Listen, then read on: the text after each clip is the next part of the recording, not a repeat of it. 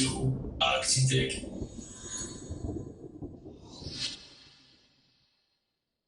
السلام عليكم مشاهدينا ومرحبا بكم في موعدكم الاسبوعي مع اخبار العالم الرقمي في اكتويتك ليميسيون اللي تعطيكم طلة على اخر التقدمات الالكترونيه والرقميه باش تكونوا ديما برونشايتك اي نوفيل تكنولوجي. وتشاهدون في هذا العدد ليكول 42 دو غزافيي نايل، تقرير مفصل على لو بروجي تالوس اي لينوفاسيون الكترونيك انفورم، بلا ما ننساو لو تيست دو جو اساسين كريد بلاك فلاج اي بيان سور ما سيليكسيون دو لوجيسيال دو سيت ويب دو تيرم انفورماتيك d'astuces et de questions اللي طرحهم لي نو شير فيسبوكر. كل هذا ما تلقاوه الا في اكتويتك ليميسيون اللي تقدم لكم كل اسبوع ان كونسونطري دايتك.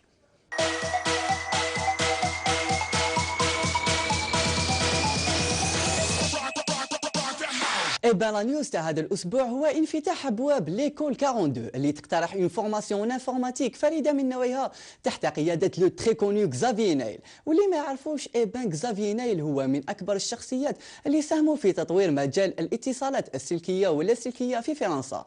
نخليكم تعرفوا على المزيد من المعلومات حول ليكول 42 في هذا التقرير. Aujourd'hui, le système français ne marche pas. Il est coincé entre plusieurs choses. Entre l'université qui va amener une formation pas toujours adapté aux besoins des entreprises, mais gratuit, accessible au plus grand nombre. Et puis dans le même temps, des écoles privées chères qui vont avoir une formation assez qualitative de leurs élèves, mais non accessible au plus grand nombre, et qui va laisser sur le côté de la route des gens qui seraient devenus des talents et des génies, et qui vont même laisser sur le côté de la route le plus grand nombre de talents et de génies que nous pourrons trouver en France. ليكول 42 المؤسسة التعليمية الفريدة من نوعها، حيث تهدف هذه المدرسة إلى تكوين مبرمجي الغد. Comment recruter des talents? Comment trouver les développeurs dont nous avons besoin pour créer des logiciels qui vont nous permettre de créer des produits innovants, d'être innovants, de faire des choses innovantes.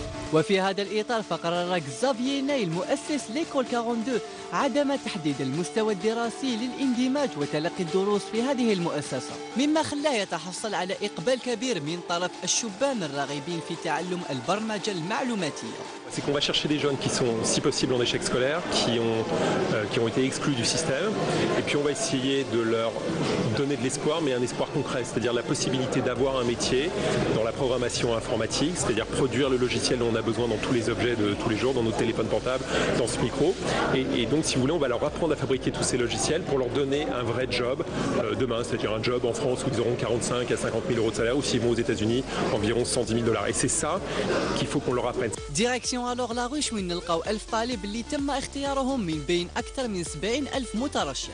والشيء اللي يخلي يكونوا هذو الامتحانات فائقي الصعوبة هو أنهم يمتدوا لمدة شهر 7 جور سور 7 et 24 heures sur 24، مما يجعل معدل النوم يتراوح ما بين 7 إلى 8 ساعات كل 48 ساعة. أما فيما يخص الطريقة التي تلقى بها الدروس فهي لا تلقى عبر ان طابلو ولا بواسطة أساتذة، بل عبر شاشة كمبيوتر باستعمال برنامج جديد يسمى ميك فايل.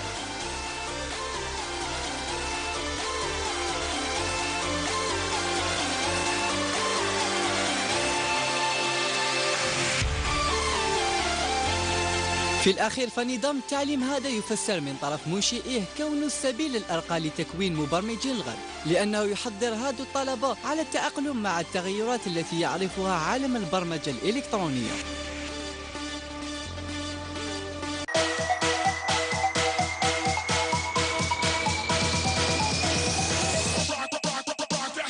نوفيل تكنولوجي كاين ان بروجي راهو داير سون بوز في انترنت وهو لو بروجي تالوس، واللي جانا من عند لارمي امريكان واللي يهدف الى صناعه اون كومبينيزون ابوبري كيما تاع ايرون مان تقي جنودهم من الرصاص وتوفر اون بروتيكسيون ماكسيمال وتحول جندي بسيط الى ان سوبر سولدا.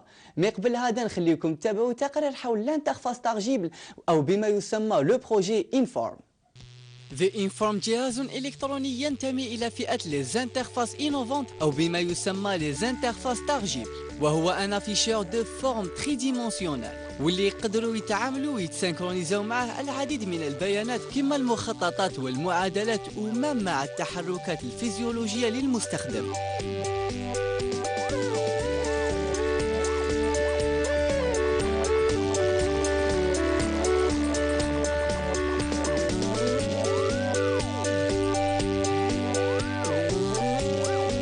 نقدروا ناخذوا على سبيل المثال تحرك كرة على هذه لا سيرفاس، فإنفورم يقوم أوتوماتيكمون بالتعامل مع تحركات هذا الجسم، وهذا بفضل الديتكتور المتوفرة فيه.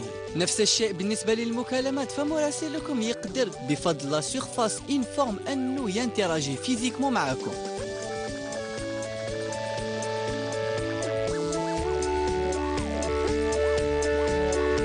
في الأخير فعالم الإلكترونيات يعد بمستقبل زاهر لهذا الجهاز، سورتو كوننا نقدروا نبروجيتيو في هذه لا سيرفاس دي زيماج اون كولور، والوغ لا يبدا زادو صغروا في لاطاي تاع لي بيكسل، سورتو كو هذا لو بروجي سوف يعرف شعبية ومجلات استعمال كبيرة في المستقبل القريب.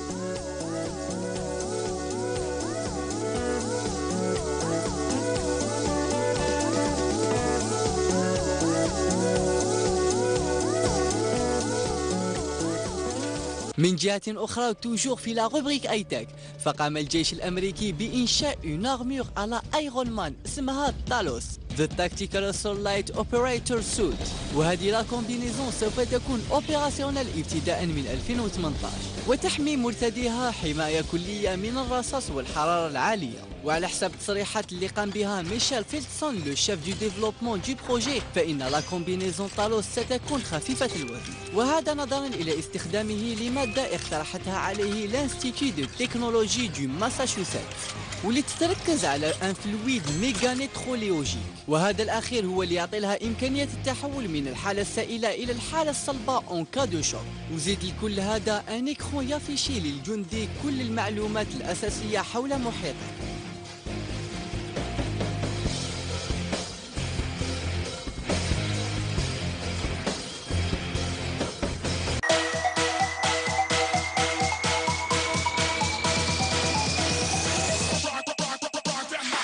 عملاق الإلكترونيات مايكروسوفت قدم لنا مع نهاية سنة 2013 une version améliorée de Windows 8 والمسمى Windows 8.1، ولهذا فاقترح عليكم مقارنة بين هذه لا فيرسيون ولا فيرسيون السابقة تاع ويندوز باش تعرفوا ابوبخي لي بوين فور ولي بوين فابل تاع هذه لا ميزاجور.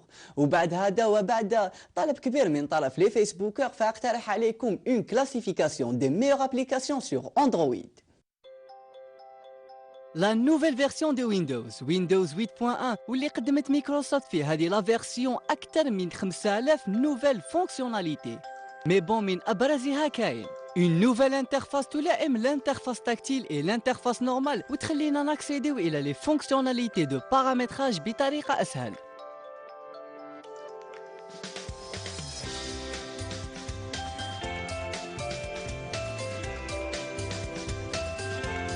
من جهة أخرى فإذا كنتوا تكرهوا لي فينيات دو ويندوز 8 وما تستعملوهمش كامل، فويندوز 8.1 يقترح علينا إمكانية التخلص من هذا لو منيو للتحصل على اون انترفاس دو بيرو كلاسيك.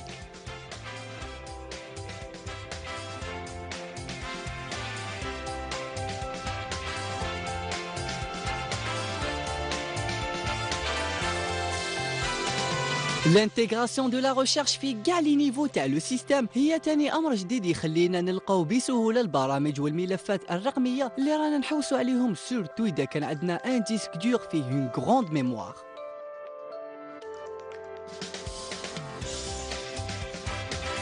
في الأخير فأنا استخدمت ويندوز 8.1 لمدة شهر وما ندمتش أني انستاليت هذه لا ميزاجور، لأن الحاجة اللي تجيني في ويندوز 8 هو الإحساس باللي هذا الويندوز مخدوم لأون انترفاس تاكتيل. مي مع ويندوز 8.1 نحسو باللي مايكروسوفت قدرت توازن بين هذين العالمين وين نقدروا نادابتيو هذا الأخير على حساب استخداماتنا.